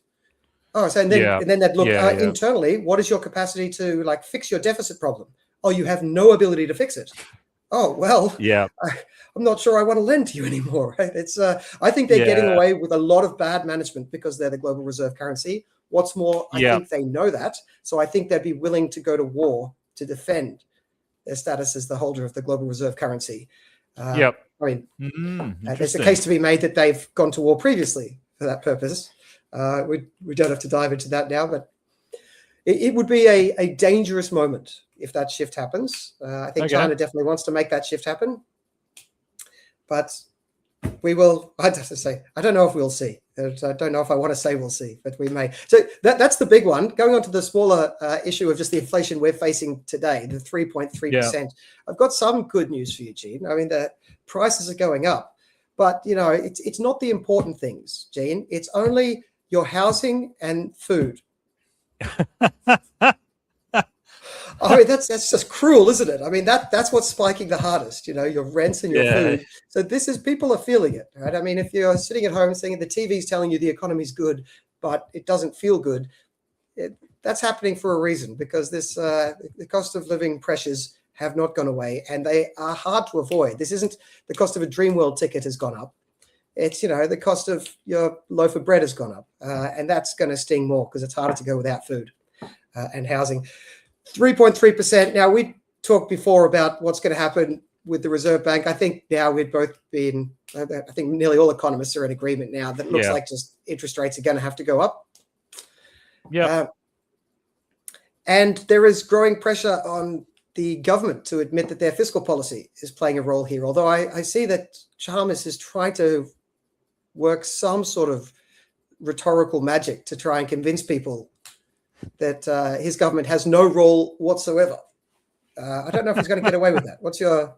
I don't think he'll get away with it really. But look, not to necessarily defend Chalmers, but the Reserve Bank does own this really, because the Reserve Bank knew that what the fiscal policy settings were, right? I mean, they knew that the government really wasn't getting the budget under control, and the Reserve Bank still had those, you know, the rate cuts we had, you know, last year or whenever they started, and they didn't increase rates as much as they probably should have in the first place, and they cut too much. So I think that the RBA has to own this. I mean, Chalmers, the government, their fiscal policy is a contributor to inflation, but the RBA knew that they knew what the fiscal policy was. I think this is primarily an RBA stuff up. Not to... You're taking the fun away from it, Gene, because it's more fun when we disagree. But I fully agree with you on that. I think we've discussed this with roles reversed before, where I have we? And like you, I have no real incentive to defend Chalmers, and I think their fiscal policy is wrong and stupid for a number of reasons. Yeah. But I put down more of the blame to the RBA on this. I also think that look, the government's runaway spending is contributing to inflation to the degree that the RBA doesn't appropriately offset it. But I will also point out that the government spending, it only contributes, I mean, this is getting a bit wonky here, so this is for the economists, it only contributes to inflation to the degree that the bonds are bought domestically. And half the bonds are bought internationally. And when bonds are bought internationally, that actually doesn't contribute to the inflation. What that does instead is it contributes to a decrease in net exports, hurts our export industry. So it's still a bad thing. And indeed, I would argue that that's the real reason why these big deficits are a dumb idea. All right, we're running these big deficits. We think we're getting the money for free. It's actually destroying our export businesses and our import competing businesses. And that private business is where you get the driver of investment, innovation, leading to productivity, higher wages, lower prices, et cetera, et cetera. But having said all of that, it's still somewhat inflationary. But as you say, and I think you said it perfectly there, the job of the RBA is to factor in exactly these sort of things and set their monetary policy accordingly. And they just clearly have not done that. I wonder to what degree we can pin it back on Chalmers again with his rearranging of the internal rules of the RBA. and the argument that perhaps that has increased the amount of political influence. Well, I think the they RBA. were. Yeah, I think they were certainly trying to play. Yeah, that they'd bought into this view. The RBA had bought into the view that Chalmers was advancing that, but not just Chalmers. I think some economists were arguing this too. The Kook and Koukoulis and people like that. They were saying, well, we should take the opportunity to try and lock in this very low rate of unemployment, and so we should risk inflation being a bit higher than otherwise so that we maintain full employment. And this was a view, I think Chalmers advanced it, but not just Chalmers. I think Stephen Kennedy, when he was head of Treasury, would have been sympathetic to that view. And other economists like Stephen Koukoulis were very much promoting that view. And I think the RBA bought into that. Regarding the RBA rules, I'll have to look at what they did with statement of monetary policy. I thought they backed back from the original idea. Chalmers did have originally an idea that they'd try and give employment and inflation equal weights, or they'd weight them equally in their monetary policy decision making. But I thought they backed away from that. But certainly the RBA got the message that the government was very much interested in trying to keep unemployment as low as possible, and perhaps letting the economy run a bit faster than otherwise to be able to do that. So I think that is part of the story. Hard to assess how much of it is though. But yeah, we'll have to have a look. Well, at anyway, this. we agree at blaming the monetary policy in some way, shape, or form. Whether that ultimately can be pinned back on Chalmers is harder to tell. And look, I'm not saying the details of the exact details of the change, but the fact that the government was making a big song and dance about how they needed to make changes it's going to make people involved in the process more acutely aware of the political sword of Damocles hanging over the head of the system. So maybe that has indirect impacts on that front. But anyway, that's the sad news about inflation. I do have the ATA sent out an email to anyone who is following us. If you would like to follow us, by the way, this is free. Go to Substack, oztaxpayers.substack.com, and you can get our weekly emails that come out normally the morning of this show, like on Wednesday nights or Thursday mornings. And the one this week was about this inflation numbers, where I made the point that, as you just said here, that part of this story is that there's too much money sloshing around the economy, chasing not enough goods. That's basically the definition of what causes inflation. Often there is a focus on, in that sentence, too much money chasing not enough goods. The focus is on the too much money. And where did that money come from? The government's overspending, and the Reserve Bank has put too much money into the economy through artificially low interest rates or previously quantitative easing. So that's the dominant thing discussed. I put that down to the fact that I think most economic journalists understand macroeconomics, so all they talk about is macroeconomics. But notice inflation is caused by too much money chasing not enough goods. The second part of that is not enough goods.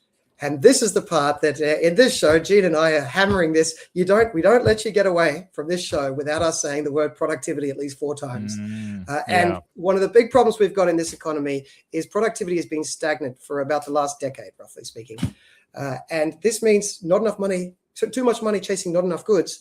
Yes, they shouldn't print too much money, but we could help solve this problem by having more goods, by being more productive, by increasing productivity in the economy. And that hasn't happened for 10 years. And the problem when facing the productivity issue is the solution is harder. The topic is harder to understand, so journalists don't talk about it as much. But also the solution to government overspending, spend less. Or Chalmers would say increase tax, right? But I mean, you can see what you're doing there. The solution to the RBA getting their settings wrong, well, we're going to see it next Tuesday. They're going to put interest rates up.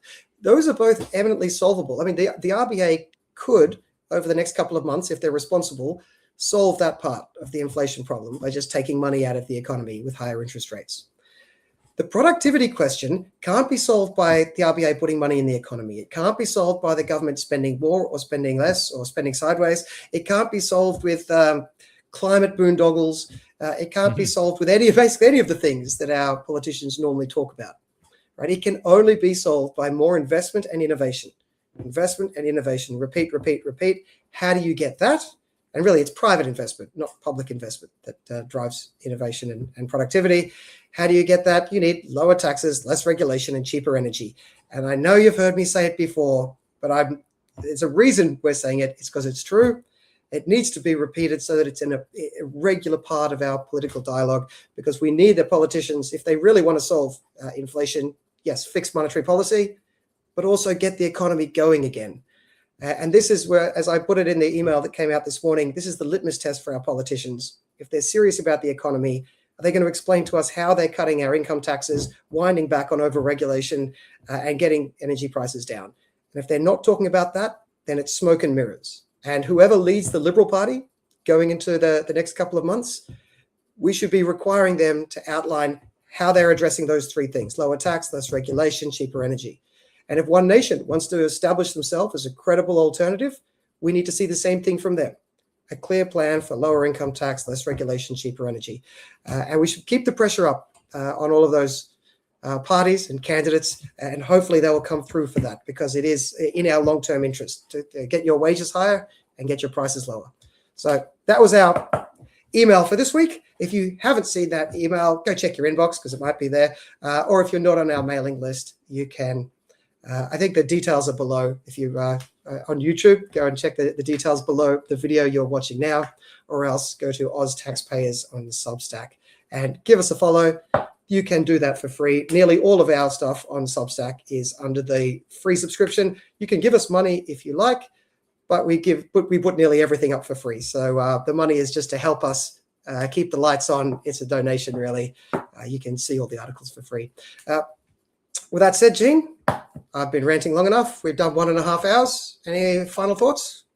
Oh, no, John, I think we covered a lot today. Did we want to respond to any of the comments or put any of the comments up? Yes, absolutely. You were right. The important comments. All right. Here's one that I saw from Matt earlier that I didn't bring up because it's worth commenting on. I said before that perhaps Taylor is more stereotypically the policy choice, and I think Matt's responding to that here, saying that the sort of thinking by Angus Taylor and the mainstream economic thinking has been part of the problem. Does Trump or populist parties in Europe think in terms of market freedom or more nationalist framework, where we don't offshore manufacturing or export nationally important sectors? It's a very fair question. It's a very good topic to dive into. Look, I am out of step with the youth of today. I'm an old man, sort of shouting, waving my fist at the clouds. I'm very sympathetic to a lot of this new trend on the new right. My sympathy does not extend to their love of protectionism. So you're right that is the zeitgeist, and I'm out of step with the zeitgeist. But I'm going to stay out of step because I think the zeitgeist is wrong. I'm very used to saying things that most people think are wrong. I'm going to start falling into line now. And I think Andrew Hastie, we discussed this on a previous episode where he says he wants to bring manufacturing back. How? To some degree, that's a fine sentence, because I also want energy prices to be a lot lower, and I want to see taxes a lot lower, and that would bring some manufacturing back. But I'm not sure if that's what he meant. So I really need to see how he's proposing it. And I suspect a lot of the people who are running this protectionist narrative haven't fully thought through the consequences. Right? So there's a tax on imports is a tax on exports. So you're not just taxing imports, you're also going to have fewer export jobs. Export jobs have higher wages. So on net, you're going to have lower wages because of this. I know this is all very nerdy and against the zeitgeist, but if it's true, then, and I think it's true, then I have to say what I think is true. So but having said all of that, if I was in the Liberal Party, I would see a very strong case for going to Andrew Hastie, even if I think Angus Taylor's economics is more sound. Firstly, I'm not even sure if it is more sound. I don't know both of the gentlemen very well at all. So I don't pretend, I'm not trying to be a cheerleader for Angus Taylor. I was very disappointed when he came out against the tax cuts in the last election. Let's hope it wasn't his idea. So I don't actually know if he'd be any better. But internally, I think there's a good case to do Hastie, because if the Liberals want to reverse the trend to One Nation, then they're going to have to do something dramatic and probably jump to a more tradcon, natcon type of character. And Hastie is a natcon type of character, national conservative. Your thoughts on this, Jenny? Yeah, I agree with you there. I think from their political perspective, Hastie's the better choice. That said, he's a bit untested, isn't he? I mean, we've seen Taylor in action, and I mean Taylor had, obviously that blunder, but he's probably had more experience talking to the media in that sort of close to the leadership, whereas Hastie hasn't, has he? I mean, you're right in that, but I think that's also the old political thinking. His lack of experience is what will appeal him, make him appeal, give him appeal. I used to speak English. We'll give him appeal to these voters who want to burn down the building and everyone in it. So I don't think that's, again, I'm not sure if that's going to be a cut-through critique against him. It's one of the reasons, like he is the most one nation-ish person that the Liberal Party could realistically put up at the moment and stem the losses. But I agree. What do you think on Matt's comment here about that Taylor is the wrong guy because he still believes in the old sort of market free trade orthodoxy, and Hastie will be better for his protectionist angle? Not necessarily.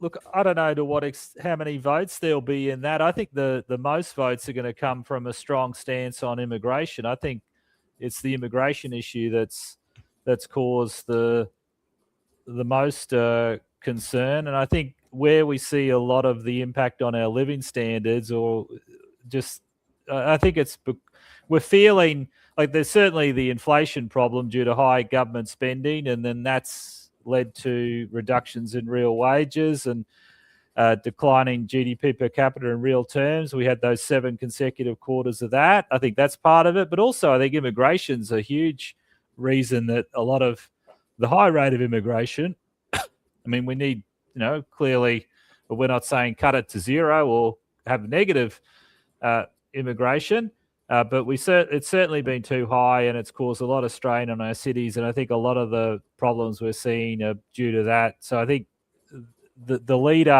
next leader of the Liberal Party, I don't think, or whatever, is the new sort of force on that side of politics. I think their main issue, rather than trying to thinking they're going to win votes by saying, "Oh, we'll bring back a car industry," I don't think that's really where the votes are. I think the votes are going to be, well, we're going to get the population growth under control and improve your quality of life that way. That's where I think the votes are. Yeah, no, I think the zeitgeist is against us at the moment. I think Matt's probably got the zeitgeist on trade, leaning on the right, leaning towards protectionism. But I fully agree with you that Dan Ryan, our mutual friend Dan Ryan from the National Conservative Institute, he makes the case that the new right is about 3 things: immigration restriction, anti-war, and protectionism. And I've made the case to him that I think you'd probably bring the new right with you just on the first 2, probably just on the first one. Like, of those 3 issues, Trump has said all 3 of those things. But I think if you had to list them in order of importance in terms of what animates people, it would be immigration, I think, clearly first. I would argue anti-war second. And then the trade stuff, just as my sort of defense of trade is seen as esoteric and nerdy by a lot of people, I think the defense of protectionism is also seen as a bit esoteric and nerdy, and most normal people's eyes glaze over a bit, and they want to go back to the red meat of talking about immigration and sort of social cohesion and culture. So yeah, I agree with you on that front, but I don't know if we're going to convince Matt of the full argument there. Is it possible us unregulated free traders may be wrong? It's certainly possible.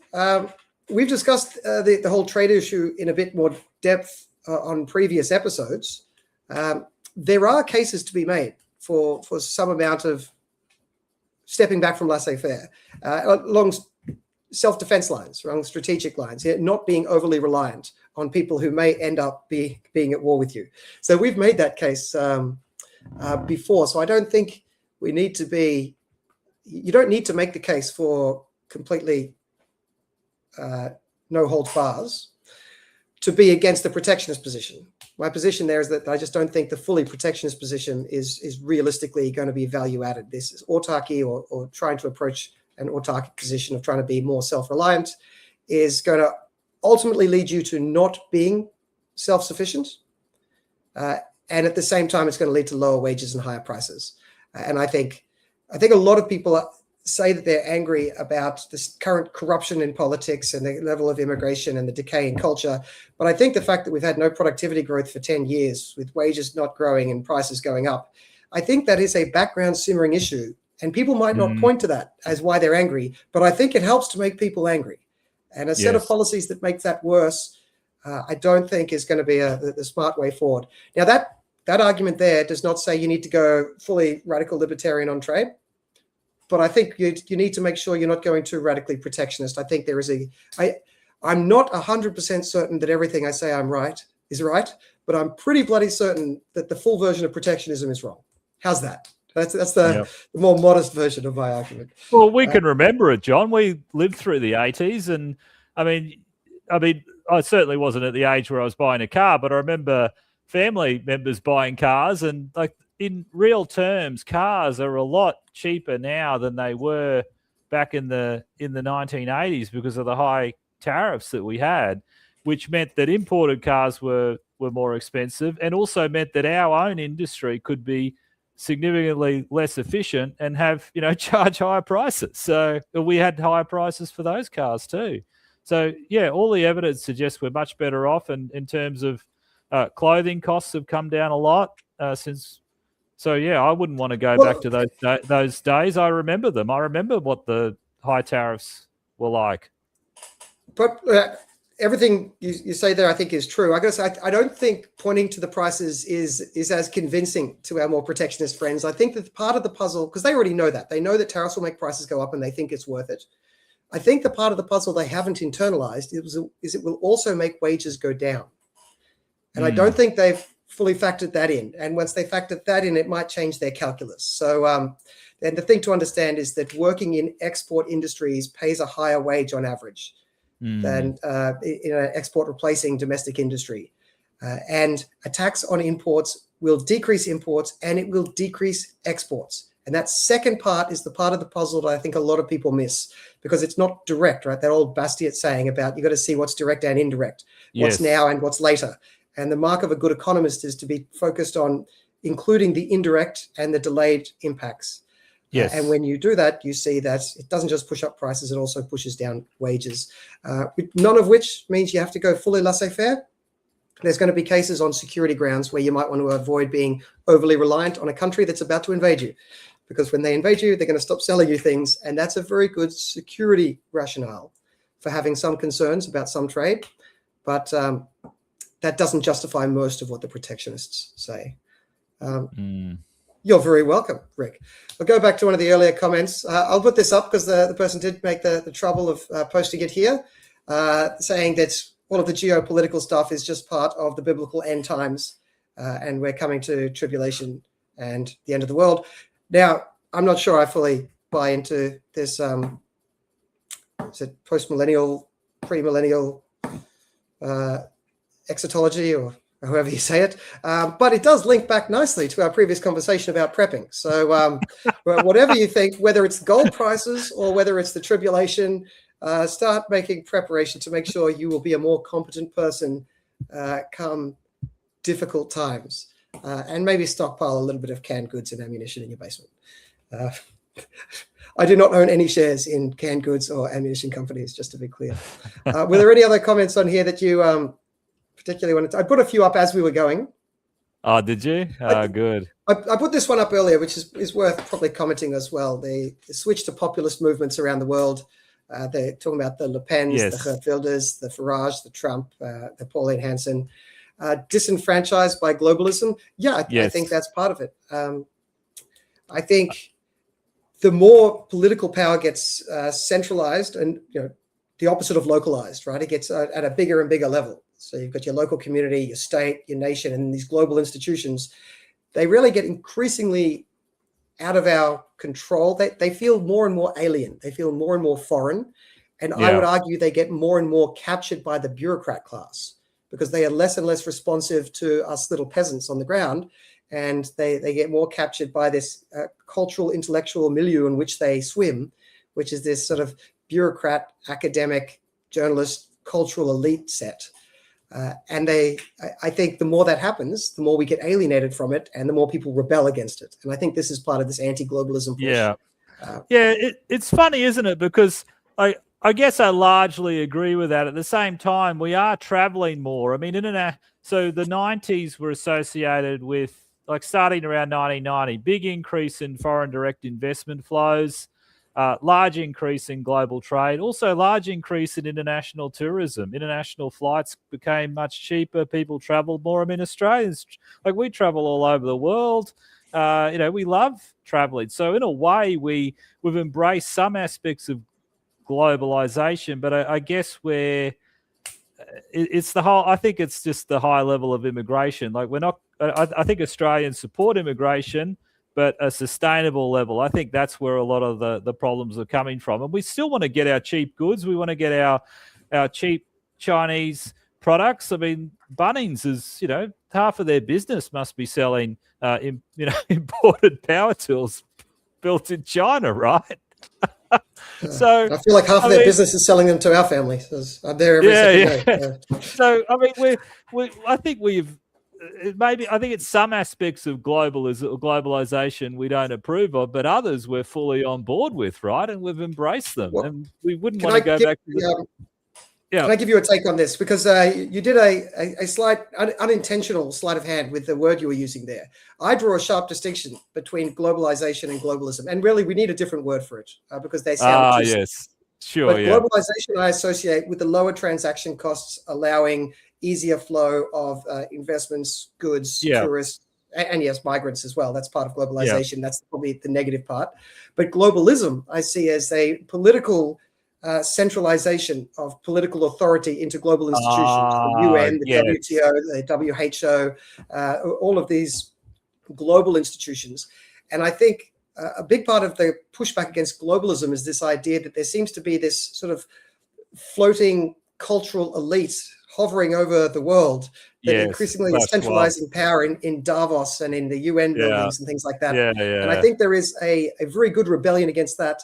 And I think a lot of this kind of nationalist reasserting national identity is to say, no, we are different from these global institutions. We don't just want to be a one world. We want to have a world with a lot of different countries. And to that degree, to the degree that nationalism is a push to decentralize power from global institutions to national institutions, I think that is only a force for good. And I know nationalism has a bad reputation in some quarters, but to the degree that it's fighting against globalism, if that's the fight, I'm on the side of the nationalists against the globalist institutions. And that's something where you can actually be fully in favor of relatively free trade or free capital movements or even free people movements. Not that I think that's a good idea, but you could be and still rebel against the UN and the WTO and the WHO and all of these international bodies. And I think probably the quicker we get rid of all those international bodies, the better off we'd be. So fully anti-globalism with still some sympathy to globalization. If that makes sense. Yeah, sorry, I misinterpreted the question originally, but yeah. Well, I don't actually know what Taylor P means by his question, but I choose to draw that distinction because when we were at uni in the 90s, we learned about globalization and we were always talking about trade and capital flows. And then when there was this big pushback against globalism in the last 10 years, very few people are talking about, lower transaction costs are allowing greater capital flows. And a lot of people are saying, I hate the WHO. Yeah. Well, it's interesting, isn't it? I mean, I guess we first started getting a sense that there might be a concern. When was the riot in Seattle at the WTO? Was that 98 or 2000? I'm trying to remember. I guess that was where we started to see I think. Yeah, 2001. That's right. But in the 90s, there was all this enthusiasm about globalization, wasn't there? I remember it. The world's becoming closer, and isn't the internet wonderful? We'll all form these online communities and we'll all get on with each other. Barriers will break down, and we just know the opposite has happened.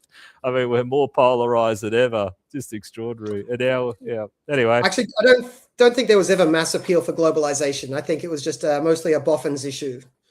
I think many people paying to.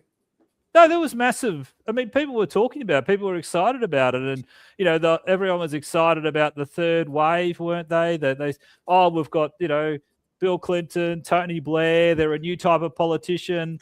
They're sort of a nice blend of, they've got conservative economic policy, liberal social policy. They're not, so everyone, but there was a lot of excitement and enthusiasm, and people thought the whole world's changed, and we're moving towards this greater global community. There's no Cold War anymore. Things are going to be wonderful.